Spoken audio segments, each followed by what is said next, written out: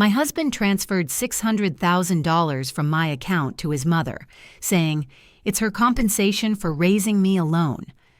Half an hour later, the police knocked on our door, and my husband went pale. Hello, dear friends. Please tell us in the comments which city or country you're watching from. It's always interesting to see where our viewers are. Enjoy the story. Madison never liked waiting. At 23, when she opened her first little fitness nutrition shop in Denver, she learned one rule that shaped her life. Either you control the situation or it controls you. Now she was 31 and had $600,000 sitting safely in her personal account. Not inherited, not gifted, earned, every cent. 8 years earlier, she had co-founded a chain of sports nutrition stores. Her business partner offered to buy her share and she accepted. The deal closed just a month before her wedding to Greg. Those years had hardened her. At 20, she'd worked behind a counter in a sporting goods store for $10 an hour. She watched customers, noticed what sold and what gathered dust, read everything about marketing and retail she could find. 2 years later, she scraped together $15,000, rented a tiny 10-square-meter storefront on the edge of town. Peeling paint, leaking ceiling, cheap rent. She fixed it herself, stocked it, and opened the doors. The first 6 months were hell. Almost no customers. Rent and bills ate the savings fast. Madison worked nights cleaning offices, unloading delivery trucks, sleeping 4 hours at best. But she didn't give up. Eventually, a few local gym guys started dropping in. Then their friends. Then came word of mouth. Madison gave honest advice, built diet plans, never upsold cheap junk. People noticed. A year later, she opened a second shop in a working-class district. Smaller profits, steadier flow, then a third, then a fourth. By 27, she ran a small network of 7 stores across the city, each running like clockwork. She didn't just sell protein powder, she built a community. Outdoor workouts, free seminars with doctors, talks by pro athletes. People came not just to buy, but to belong. Madison had a head for business. She read the market, read people, and worked harder than anyone around her. While her friends went out clubbing, Madison stayed late in the office, sorting invoices, negotiating suppliers, planning expansions. Success came, but so did exhaustion. By 30, she realized she wasn't happy anymore. Running the stores had turned into routine, shipments, staff, endless logistics. She missed creativity. She wanted something new. So when her partner offered a buyout, she said yes. $600,000. Enough to live comfortably for years or launch a new venture. For the first time, she felt free. No suppliers, no leases, no late-night phone calls. She could finally breathe. That was when Greg appeared. He worked as a regional sales manager for a logistics company. Calm, polite, stable. The opposite of every gym bro or overconfident entrepreneur she'd known. They met at a product launch event. She came representing her company. He came representing his. They ended up at the same buffet table talking over cheap, sparkling wine. Greg talked about his job, travel, clients. Madison listened and thought, finally, a normal guy. Not a poser, not a dreamer, just a grounded man who worked for his living. He asked her out. Then again. Then again. Madison didn't rush. After years of building her empire brick by brick, she wasn't someone who made impulsive decisions. But Greg was patient. He brought flowers, cooked dinners, drove across town just to walk her dog. 6 months later, they moved in together. 6 more months, and he proposed. She hesitated for a week. He wasn't rich, but he was reliable. Not dazzling, but steady. Not poetic, but kind. That felt enough. The wedding was small. 50 guests, a riverside restaurant, a live band. Madison wore a simple beige dress she'd chosen herself, hair done without a stylist, a thin gold chain from her mother around her neck. Greg's mother, Helen, arrived an hour late and didn't smile once. She congratulated her son stiffly and gave Madison only a nod. All evening, Helen sat with a frozen face, complaining quietly about the music being too loud, the menu too simple, the bride's dress too plain. Madison overheard her tell a friend, "Such a modest wedding. You'd think with all her money she could afford better." Madison clenched her fists under the table but said nothing. Maybe Helen was just nervous, afraid of losing her son. Maybe she'd warm up later. She didn't. Helen had raised Greg alone after his father left when he was 5. She worked 2 jobs, skipped vacations, saved every penny for her boy, and she reminded him of it every chance she got. I sacrificed my life for you, Greg. I never remarried because of you. Greg nodded each time, guilt flickering in his eyes. Helen knew exactly how to use it. After the wedding, the couple moved into Madison's condo.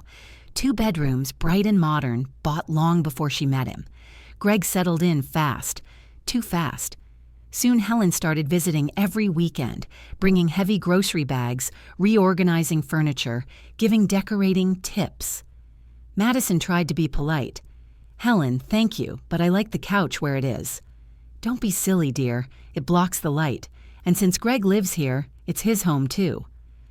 Arguing was useless. Helen treated the place like her territory. Madison tried to tell herself it would pass. It didn't. She didn't yet realize that this was only the beginning, the quiet start of something that would one day end with police at her door, her husband pale as a ghost, and $600,000 gone in one click. At first, Madison tried to make it work. Every Saturday, Helen arrived at their condo carrying grocery bags heavy enough for a family of 6. She'd take over the kitchen, cook meals for the week, and rearrange drawers for convenience. Madison told herself it was harmless, but by the 3rd weekend, Helen was inspecting the closets and commenting on the curtains. You should really pick something lighter, she said, fingering the dark linen drapes. Greg loves sunshine. Madison smiled tightly. Greg also loves how I decorate my home. Helen didn't blink. It's his home too now, dear. That sentence kept echoing. His home too. But the deed was in Madison's name. She'd bought the condo years before Greg, yet somehow Helen managed to make her feel like a guest inside her own walls. It only got worse. Helen started leaving containers of home-cooked food in the fridge, every shelf covered. Then came framed photos of Greg as a child, strategically placed on the coffee table and piano. One day, Madison came home early from a meeting. The door was unlocked. Helen stood in the living room with a set of keys. Greg made me a copy, she said casually. You never know when something might happen. Madison froze. I do know. You'll return those keys. Helen frowned. Don't overreact. I'm just looking out for my son. For your son, Madison said quietly, but not for my boundaries. That night, she told Greg, calm but firm, I don't want anyone else having keys to my place. He sighed. She just worries. She's getting older. She's also crossing the line. You don't understand, Madison. She raised me alone. I understand perfectly. That's not an excuse. Greg gave the keys back. At least he said he did. A month later, Madison caught Helen inside again, dusting shelves she hadn't been invited to touch.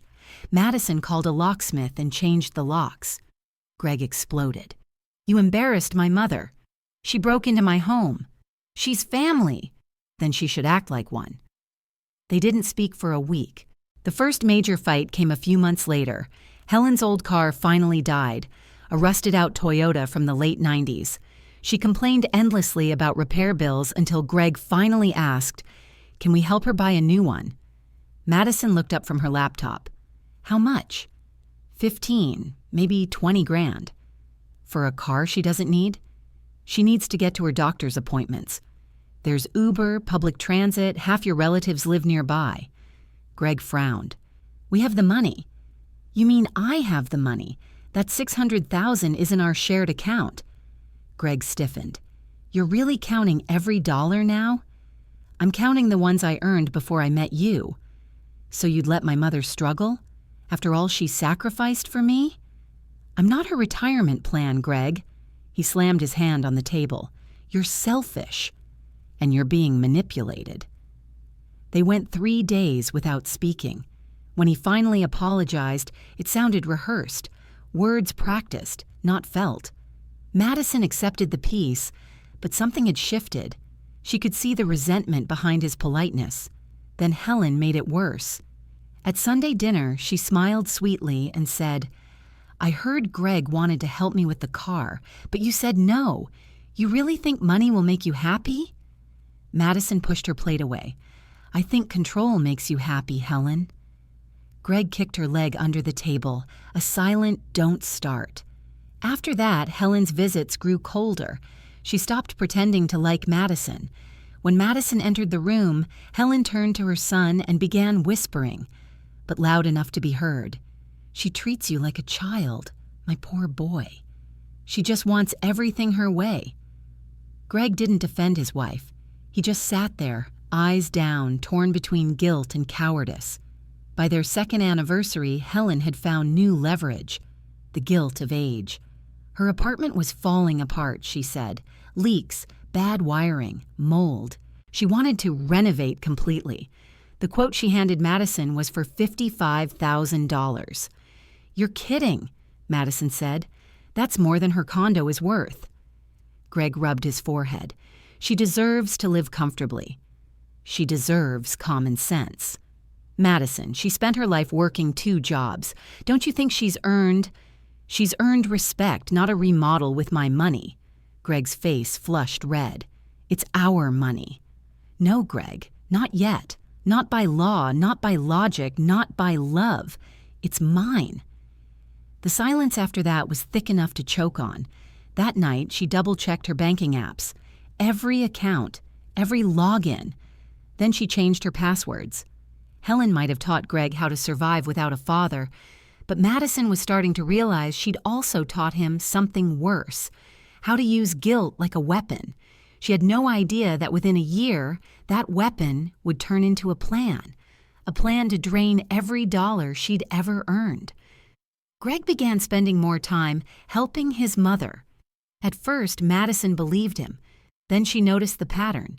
He came home later, silent, phone always face down.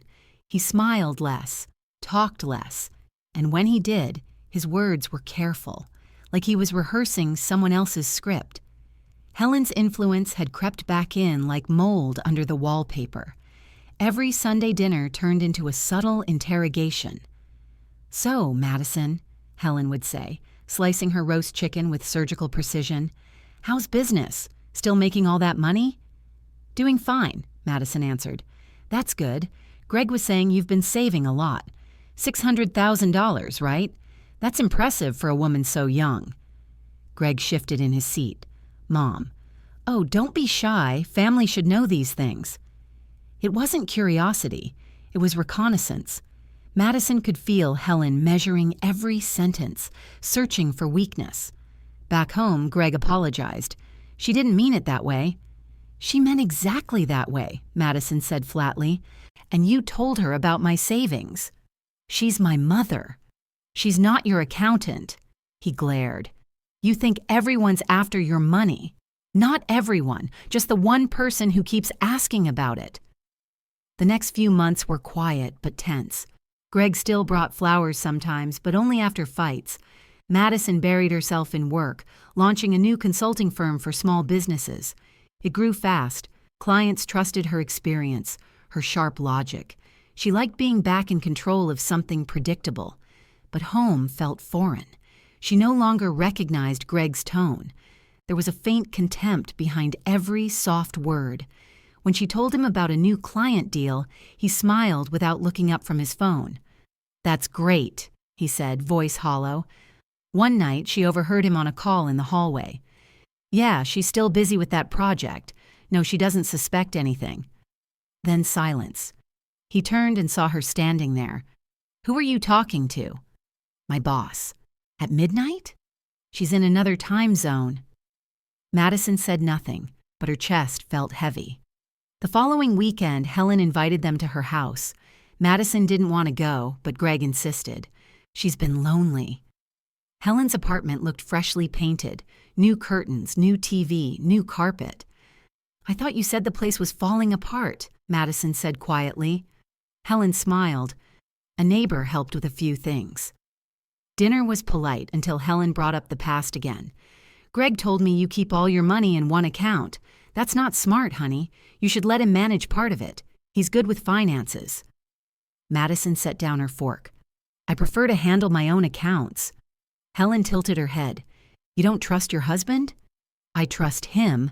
I just don't mix business and marriage. That's not how family works. Greg's jaw tightened, but he didn't defend her. On the drive home, Madison broke the silence. She's testing us. She's just trying to help. She's trying to control. Greg's hands gripped the wheel. You hate her. I don't hate her. I hate manipulation. Maybe she just cares more than you think. Madison turned to look out the window. The night outside blurred into streaks of light. She remembered what her business mentor once told her. If someone makes you doubt your own sanity, you're already losing control. A week later, Greg asked casually, Can I see your banking app? I want to check something with our joint bills. She looked at him, calm but sharp. We don't have joint bills. Electricity, internet. I auto-pay them. Still, just for transparency. She handed him the tablet, watched him closely. His fingers hovered over her main savings account tab before he quickly closed it. Done, he said too fast. That night, she changed her passwords again. The distance between them grew colder, quieter. They spoke less, touched less. Every gesture felt staged.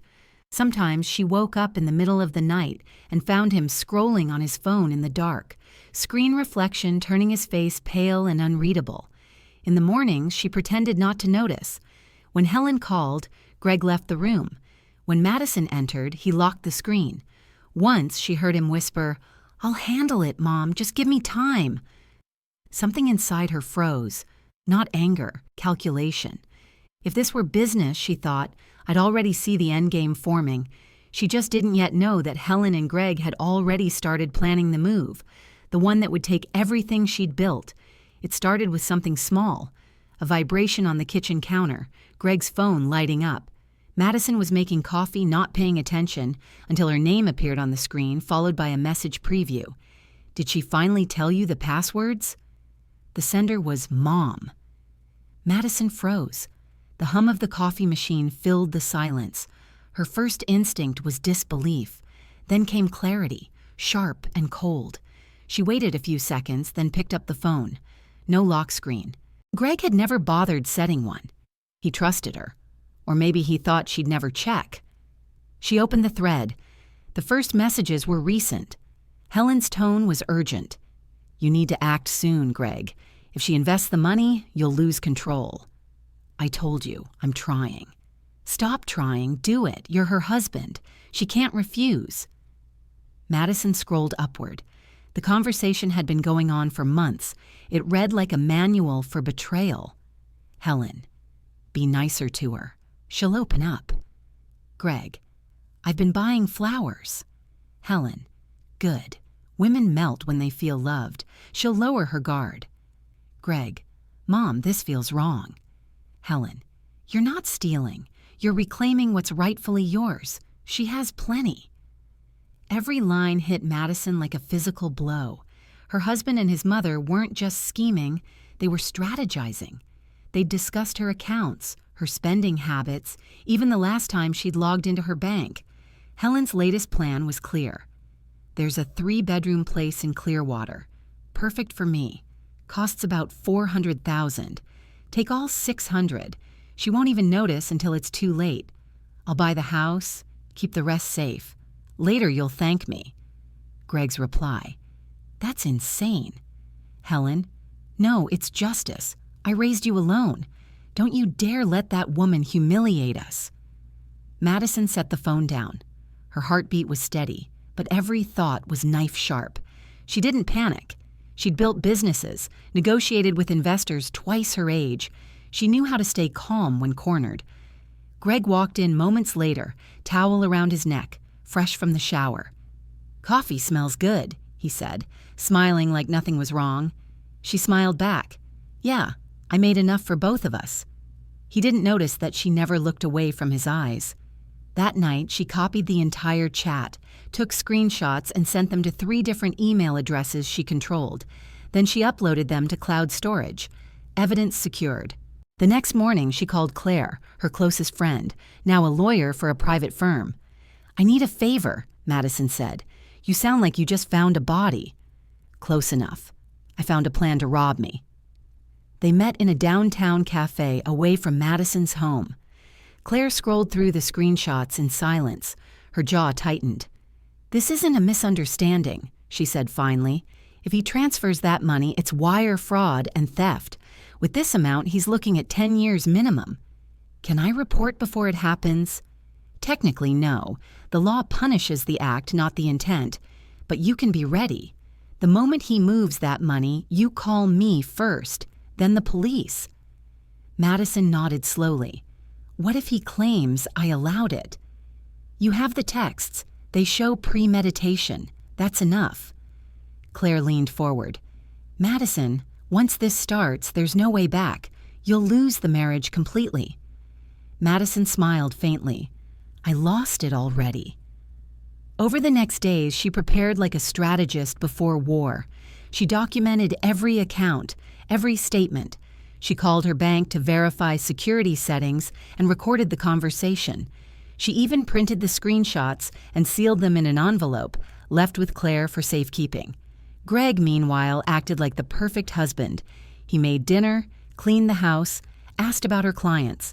The transformation was almost theatrical. Madison played along. She laughed at his jokes, thanked him for flowers, and kept her phone face down so he'd think the guard was down. Each morning, she looked at him and thought, "You have no idea that the moment you act, you'll destroy yourself." On the third week, Greg's behavior changed again. He was tense, distracted. He kept checking his phone, pacing by the window. Helen must have been pushing him. Madison didn't interfere. She needed him to make the move. That Wednesday, she stayed home, pretending to work from her laptop in the living room. Greg called in, sick. By noon, he was in the kitchen, phone in hand, whispering. Madison watched his reflection in the window's glass. His fingers danced over the screen. Her phone buzzed seconds later, notification from her bank.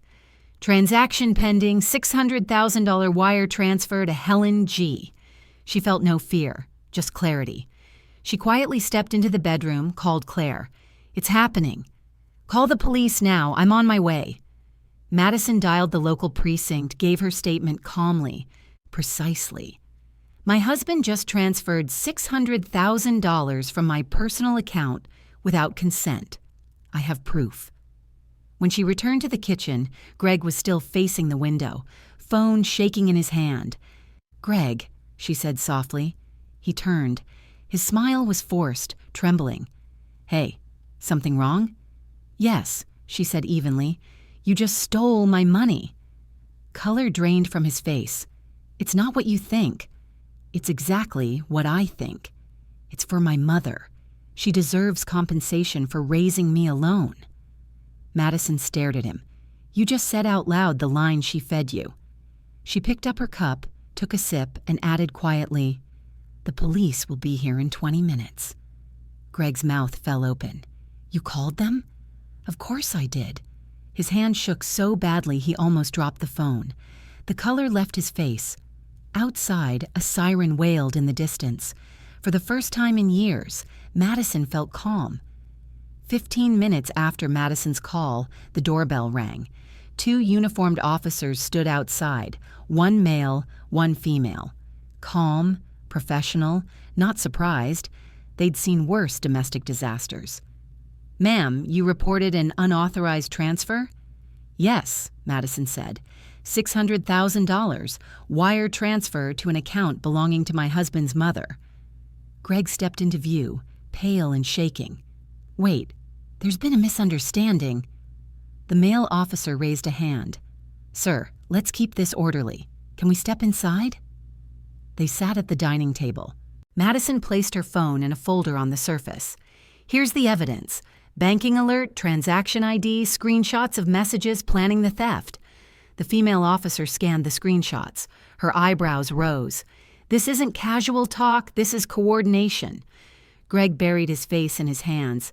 "I wasn't stealing. It's family money." "Money earned before marriage is personal property," Madison said evenly. Claire already confirmed that with the state law code. The officer nodded. She's correct. He turned to Greg. Sir, did your wife give you permission to access her account? Greg's voice was barely a whisper. No, but we're married. That doesn't authorize wire transfers from private accounts, the officer said. This qualifies as financial fraud. Greg tried to stand up. I can fix it. I'll bring the money back. Then you'll need to call the recipient right now, Madison said. Put it on speaker. Hands trembling, Greg dialed. Helen answered cheerfully. Sweetheart, I was just about to call the realtor. Mom, Greg interrupted, voice breaking. The police are here. You have to return the money. Silence. Then Helen's tone turned sharp. What are you talking about? They said it's theft. You have to send it back. The male officer took the phone. Mrs. Graham, this is Officer Carter with the Denver Police Department. The funds must be returned immediately. Failure to comply will lead to charges of complicity in wire fraud. A pause, then a small gasp. You can't threaten me. It was a gift. Then you'll have no problem proving that in court, Carter said calmly. You have 30 minutes to authorize a full refund. Otherwise, we'll file criminal charges.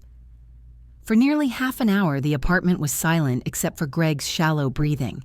Madison sat motionless, sipping cold coffee. Finally, her phone buzzed again.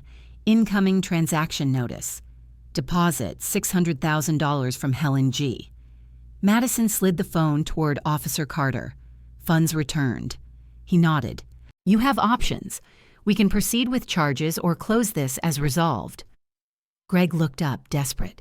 Please, Madison. I made a mistake. You made a choice, she replied, and now so will I. She turned to the officers. I'd like to withdraw the criminal complaint. Greg's face softened in relief until she added, but I'll be filing for divorce first thing tomorrow. Officer Carter gave her a steady look. That's your right. I'll file the incident report to protect your financial record. Thank you, she said. When they left, the silence in the apartment was heavy. Greg sat slumped on the couch, staring at the wall. You'd destroy your marriage over money? He said weakly. Madison stood by the window. No, you destroyed it over greed. He covered his face. I thought she just wanted help. I didn't know she'd push me this far. You didn't push back. He looked up at her, tears in his eyes. I'm sorry. Madison crossed her arms. You're not sorry. You're scared. She went to the bedroom, locked the door, and called Claire. It's done, she said. Money recovered? Yes, and tomorrow I want to file divorce papers and a civil claim for emotional damages. Good. We'll handle both. That night, Madison lay awake staring at the ceiling, the sound of Greg pacing outside her door. The apartment felt smaller now, colder, but also cleaner, as if truth had scrubbed away every illusion. At dawn, she walked into the living room. Greg sat hunched over, eyes red, suitcase half-packed. I'll go stay with Mom, he muttered. Do that. As he walked out, she said, Greg. He turned. Next time you want to steal something, she said quietly, steal a lesson instead. The door closed. For the first time in months, Madison didn't feel watched. She opened her laptop, transferred her funds to a new bank, and froze all old accounts. Every step she took now was deliberate, documented, controlled. By afternoon, Claire texted, divorce paperwork ready. You can file online today. Madison typed one reply, do it. Outside, the city pulsed with ordinary life. People walked their dogs, drank coffee, hurried to work, unaware that one woman in a quiet Denver condo had just ended a marriage with the same precision she once used to run a company. And somewhere across town, Helen Graham checked her account balance and realized she was back to zero, and that for the first time, her son wasn't answering her calls. The divorce moved fast because Madison wanted it that way. Claire handled the paperwork with the efficiency of someone who'd seen too many broken marriages. By Monday morning, the petition was filed. By Friday, Greg had been served. He called once. Madison didn't answer. The text that followed was short. You don't have to destroy me. She replied, "You already did the work yourself." Weeks passed. Greg stayed with Helen, and neighbors whispered that she looked thinner, angrier. Madison didn't care. She was focused on the case: civil damages, emotional distress, property clarification. She wanted the record to say clearly, he stole. Not a misunderstanding, not a mistake. Theft. When the hearing day arrived, the courtroom was half empty, a beige room with too much light and no warmth. Madison sat beside Claire, calm, dressed in a dark suit, hair tied back. Across the aisle sat Greg with his new attorney, cheap suit, trembling hands, a rental smile. Helen was there too, gripping her purse like a weapon. Judge Daniels entered, expression neutral, voice dry. "Let's begin." Claire rose first. "Your Honor, this is a case of clear premeditated fraud by Mr. Gregory Graham against Ms. Madison Graham, his spouse at the time. The money in question, $600,000, was earned by my client before marriage and deposited in her personal account. Mr. Graham transferred the funds without authorization to his mother's account. Evidence includes banking alerts, text correspondence between the defendant and his mother, and police reports confirming the immediate return of funds." The judge nodded. "You have the documentation?" Claire handed over a thick folder. "Yes, Your Honor, verified copies." Greg's lawyer stood, voice uncertain. "Your Honor, while the facts are not disputed, my client acted under emotional pressure. He was manipulated by his mother and believed that marital property law allowed such transfers." The judge interrupted. "He believed incorrectly. Personal premarital assets remain individual property under state law." Helen shifted in her seat. "He was only trying to help his mother," she blurted. The judge turned to her. "Ma'am, you are not under oath. If you speak again, I'll have you removed." Helen sat down hard, face flushed. Claire continued, "My client does not seek imprisonment. The criminal complaint was withdrawn after full restitution. However, she requests compensation for emotional distress, loss of trust, and reputational harm totaling $15,000. Greg's lawyer started to object but found no words. We request leniency." "On what grounds?" She's financially stable." The judge looked up. "So your argument is that theft is less harmful when the victim has money?" Silence. Madison said nothing through it all. She watched Greg's face, how small he looked, how his shoulders slumped under the weight of something heavier than guilt. Maybe it was the realization that he'd never win a battle he didn't even understand. After 30 minutes of arguments, Judge Daniels closed the file. "Decision will be issued in writing within 10 business days. The divorce decree will proceed regardless." They rose. Claire gathered the documents. Helen hissed under her breath, "You'll regret this, girl." Madison turned her head slightly. "You already do, don't you?" Outside the courthouse, the air felt too bright. Greg approached her hesitantly. "Can we talk?" "There's nothing left to say." "I lost everything." "No, Greg," she said, looking at him steadily. "You lost me. Everything else was borrowed." He stared at her for a long moment. Then he whispered, "She said you'd ruin me." "She was right," Claire's voice cut in. "Let's go, Madison." They walked toward the parking lot. Madison didn't look back. She didn't need to. The sound of Greg's mother's voice, sharp and frantic behind them, was enough, like the echo of a war already lost. That evening, Madison poured herself a single glass of wine and opened her laptop. An email from Claire was waiting. Judgment expected next week. Prepare documents for property release. She closed the computer and sat quietly. The apartment was silent, but it wasn't empty anymore. It belonged to her again. Every wall, every corner carried only her presence. Greg would leave her life through legal paperwork. Helen would fade into bitterness. Madison had no triumph in her chest, just a clean, steady calm.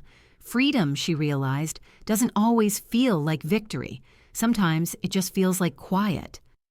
The court ruling arrived exactly 9 days later.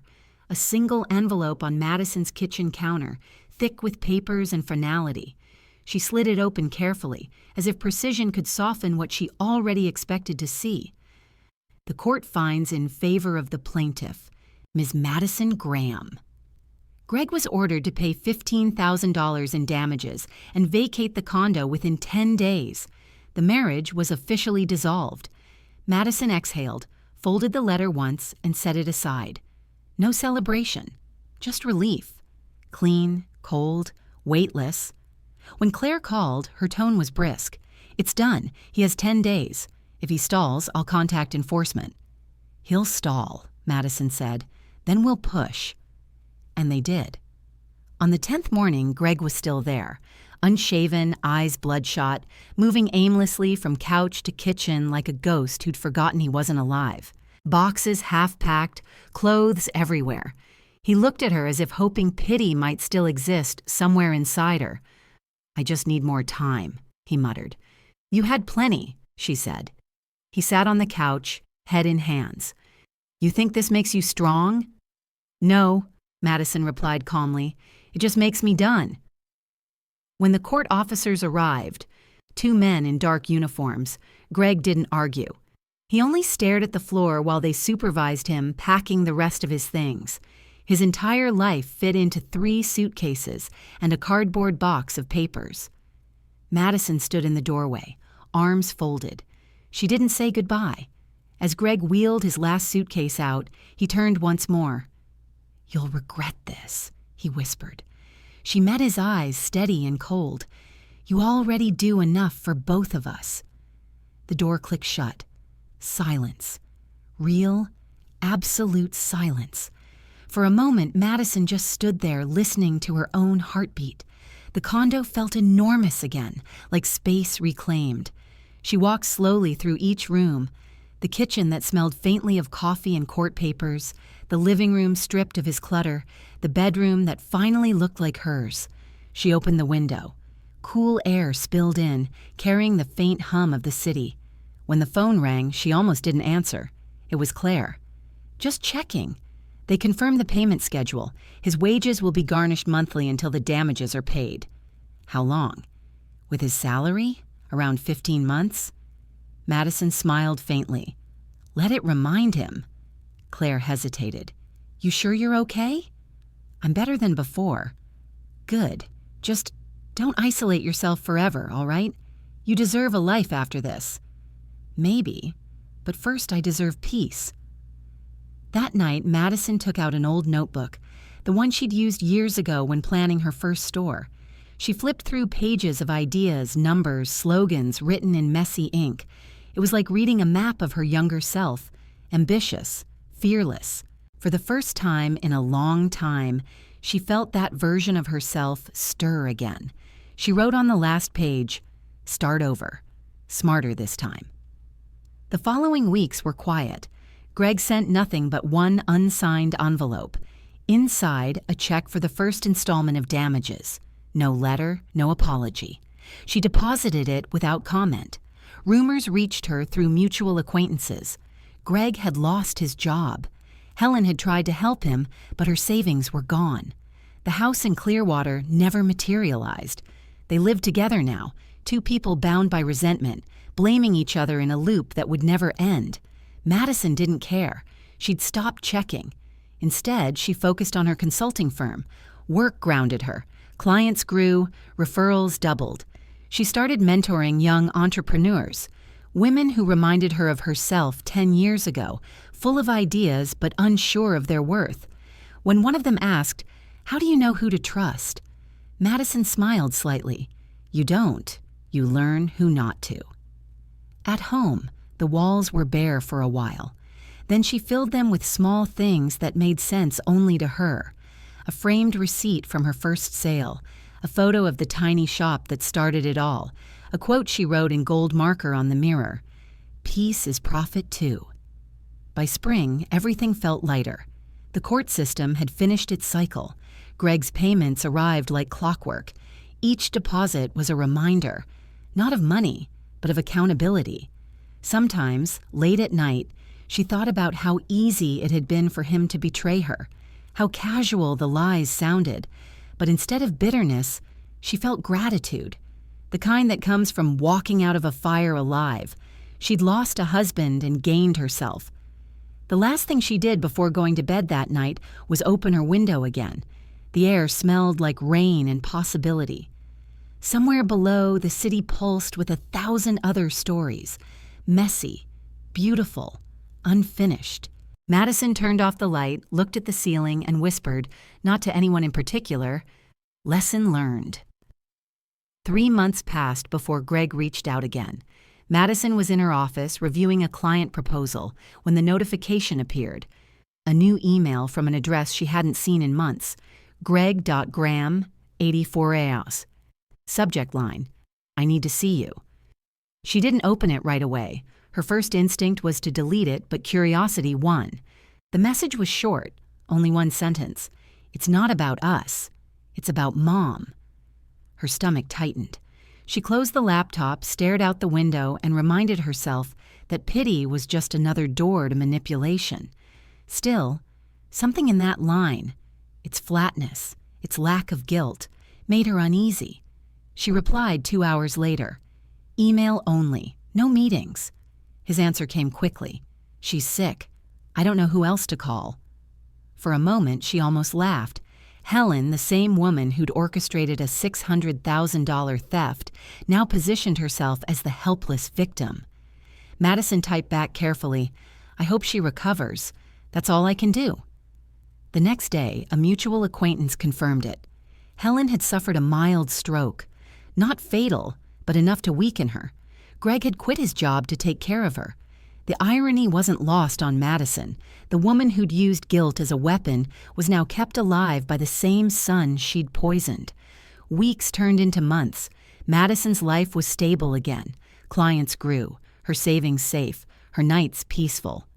Then came the letter. No return address. Inside, a single handwritten page. "I can't die without saying I'm sorry. Not for what I did to you, I'll never understand you, but for what I did to him. He's broken. I used him as I used everyone. Maybe you'll forgive him. Don't forgive me." The signature was shaky, but clear. Helen G. Madison stared at it for a long time. She didn't cry. She didn't feel triumph. Only a quiet understanding. Some people only recognize damage when it finally turns on them. 2 weeks later, Greg called. She almost didn't pick up. "Mom passed away," he said, voice hollow. "I thought you should know." "I already knew she was sick." "She left you something." "I don't want it. It's not money, it's a letter." "I got mine." "No," Greg said softly. "Another one. She wrote it the night before she died." He sent a photo of the letter. Madison read the first lines and froze. "If he ever calls you again, remember, he still doesn't understand the difference between guilt and love." Madison closed the image. That was enough. Greg tried again a week later. "Can we talk, please? Not to get back together, just to end things right." "There's nothing left to end," she said. "I'm not asking for forgiveness." "Good," she said quietly, "because I'm not offering it." He sighed. "You always win, don't you?" "No," she replied. "I just don't lose the same way twice." That was the last time they spoke. Afterward, life settled into something close to normal. Madison started running morning classes again at a small gym she rented downtown. Not for money, just for joy. She trained single mothers, women rebuilding their lives after divorces, job losses, betrayals. One of them, a young woman with tired eyes, once asked, "How did you learn to be so calm after everything?" Madison smiled. "You stop waiting for people to do right by you. You do right by yourself." Her consulting business thrived. By autumn, she signed her largest contract yet with a national wellness brand. The same independence that once made Greg feel small now became her shield and her pride. Yet every now and then, late at night, she'd think of the letter.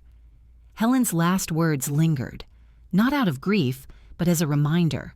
Manipulation doesn't always end with the manipulator's death. It leaves traces, habits, echoes, instincts that take time to unlearn. So Madison made a rule. Every time guilt whispered, she countered it with logic. Every time loneliness knocked, she answered with work. Every time the past tried to speak, she wrote something new over it. By winter, she barely remembered Greg's voice, only the silence he left behind, and how peaceful it had become. On Christmas Eve, she stood on her balcony, snow drifting gently over the city lights. For the first time in years, she felt no anger, no fear, just an odd, light sense of freedom. She raised a glass of wine to the skyline and murmured, "To clean endings." Then she turned off her phone, closed the door, and walked toward her future. One she'd built not from revenge, but from clarity. A full year had passed since the courtroom silence. The world had kept moving, and so had Madison. Her consulting firm now operated from a glass-walled office downtown, overlooking the city she had once felt trapped in. 10 employees, steady contracts, clean books. The kind of stability she used to dream about when her life was chaos. Each morning started the same way: coffee, quiet music, and a view of sunrise over Denver's skyline. No guilt, no drama, no phone calls she dreaded. Until one morning, life decided to test her peace. She was speaking at a local entrepreneurship seminar, a guest panelist for Women Who Rebuilt. The audience was mostly young professionals, nervous and hopeful. Madison shared her story, edited down to its essence, how she'd lost everything but her self-respect, and how that loss had become her foundation. When the event ended, she gathered her notes, chatting politely with attendees.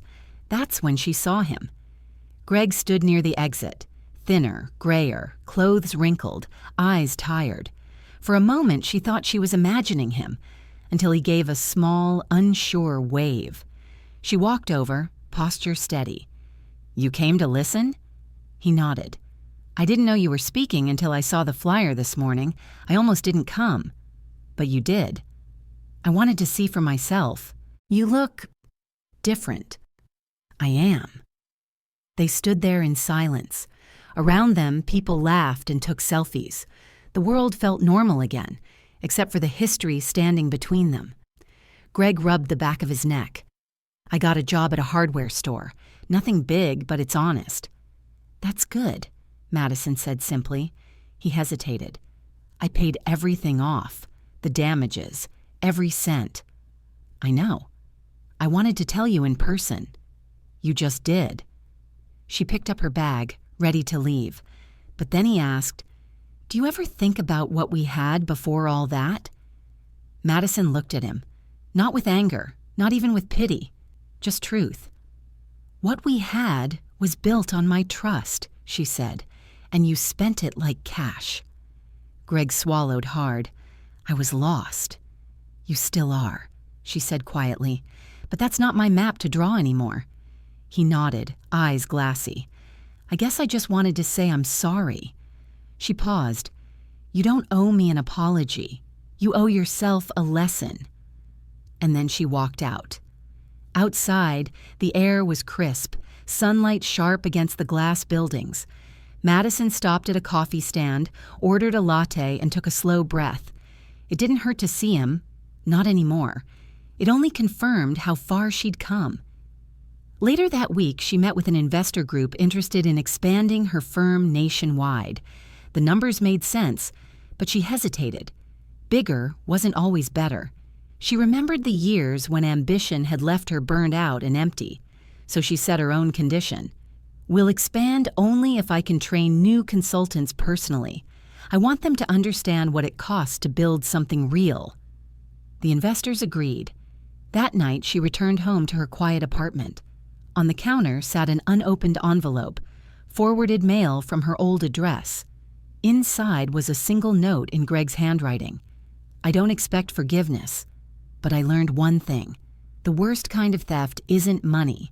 It's taking someone's trust and leaving them to rebuild it alone. Thank you for teaching me that, even if it ruined me." Madison folded the note, placed it in a drawer, and closed it without a word. The next morning, she met Claire for breakfast. "He showed up?" Claire asked between bites. "Briefly." "Do you regret talking to him?" "No." Madison said. It reminded me that peace isn't about forgetting. It's about not needing to remember. Claire smiled. So what's next? Maybe expansion, Madison said, or maybe just breathing. As they left the cafe, a group of young women waved, fans from the seminar. One of them called out, "Your story made me quit my toxic job." Madison laughed softly. Good, that's the point. Walking to her car, she thought of the girl she used to be, the one who believed love could fix everything. Now she knew better. Love without respect was just decoration. She started the engine, rolled down the window, and let the wind in. The skyline shimmered ahead, bright and infinite. For the first time in years, Madison wasn't running from her past or chasing her future. She was simply moving forward, steady, certain, unafraid. And somewhere deep inside, where old pain once lived, there was only calm. Another year passed. Madison turned 34 that spring, though she stopped counting birthdays as milestones. They weren't markers of age anymore, just quiet confirmations that she was still here, still steady, still her own person. Her company was thriving. She'd opened 2 satellite offices, one in Austin, one in Portland, and trained a new generation of women who wanted to build something without apologizing for it. They called her the calm storm behind her back, a name that made her laugh when she heard it. Calm, yes, storm when necessary. Most nights she came home late, made tea instead of dinner, and read until sleep took her. The chaos that once ruled her life had been replaced with deliberate solitude, and she liked it. But peace has a way of creating space, and space eventually invites something new. It happened at a small networking event for local startups. Madison wasn't supposed to be there. She'd filled in for a sick speaker. After her talk, a man approached her, mid-40s, quiet confidence, sleeves rolled, posture relaxed. His name was Aaron Cole, owner of a logistics software company. "You used to own those nutrition stores, right?" he asked. Madison raised an eyebrow. "You remember that?" "I supplied half your shipping crates back in the day. You always paid early. Nobody does that." She smiled. "Guess I'm still ruining stereotypes." They talked for an hour, then 2. Not about heartbreak, not about the past, about books, music, strategy, the absurd way businesses pretend empathy is optional. He listened without interrupting. When she spoke, he met her gaze instead of waiting for his turn.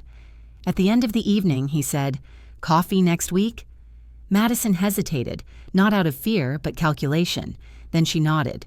1 cup. 1 cup turned into 3. 3 turned into months of quiet companionship. Aaron never asked about Greg, and she never offered. The past existed, but it no longer demanded explanation. Instead, they built something small and simple. Shared mornings, small jokes, long walks through Denver's art district, both of them knowing that simplicity was the rarest luxury. Once, on a rainy evening, Aaron asked her, "How did you learn to stay so calm after everything?" Madison thought for a moment. "You stop expecting closure from other people. You give it to yourself." He nodded slowly. "That's a skill worth more than money." "It cost about $600,000 to learn," she said dryly. They both laughed. He didn't try to fix her, save her, or define her. He just existed beside her without taking anything away. That, Madison realized, was love in its purest form, presence without possession. By the next winter, Aaron had become a quiet constant. They didn't live together, didn't promise forever. They simply chose each day voluntarily. It was enough. One evening, while reviewing contracts at home, Madison found Greg's last letter again, still folded neatly in the drawer. She read the final line. "Thank you for teaching me what I destroyed." This time she didn't feel anything. No anger, no satisfaction, just distance. A healed scar that no longer hurt when touched. She slipped the letter into a folder labeled Closed Chapters and filed it away with old tax forms and business licenses. Not erased, just archived. When spring returned, Madison took Aaron to the mountains outside Boulder. They hiked until the city disappeared behind them. From the ridge, the world stretched endlessly. Sky, snow, air sharp with pine. Aaron looked at her and said quietly, "You ever think about how different life could have been?" "Sometimes," she said, "but I think about how it is more often." He smiled. "Then you're ahead of most people." They sat in silence, watching the clouds move, slow, inevitable, uncaring. For once, Madison didn't analyze or plan. She just breathed. That night, back home, she stood on her balcony with a cup of tea and the city lights beneath her. A thought crossed her mind, clear and simple. You can lose everything and still win your life back. She finally understood that strength wasn't about never breaking. It was about choosing what to rebuild and what to leave as ruins. Madison Graham had been many things: dreamer, builder, wife, victim, fighter. Now she was simply herself, whole. And somewhere in that stillness, she whispered the quiet truth that had carried her through it all. Peace is power. Then she smiled. Not the polite kind, not the forced one, but the real, effortless smile of someone who had finally reached the far side of her own storm. 5 years later, Madison's name was no longer just local. Her firm had grown into a nationwide mentorship network for women rebuilding after financial or emotional collapse. They called it Reclaim, and the name carried the weight of 100 stories like hers, women who had lost everything except the will to start again. The offices weren't glass towers anymore. Madison made sure of that. They were warm spaces, full of real light, plants, coffee machines that actually worked, and laughter that wasn't forced. Each wall carried a single phrase: "You can rebuild smarter." When reporters came asking for her success secrets, she laughed. "Disaster was my mentor. I just paid attention." The book came next. Claire had suggested it years earlier, but Madison hadn't been ready. Now she was. Title: The Cost of Silence: How to Protect What You Build.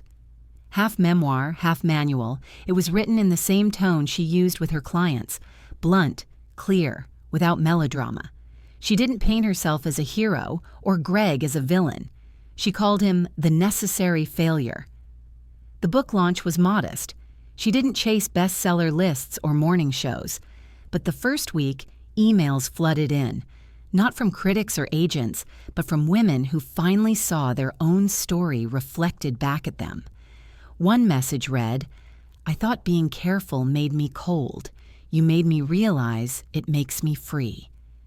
Madison saved that one.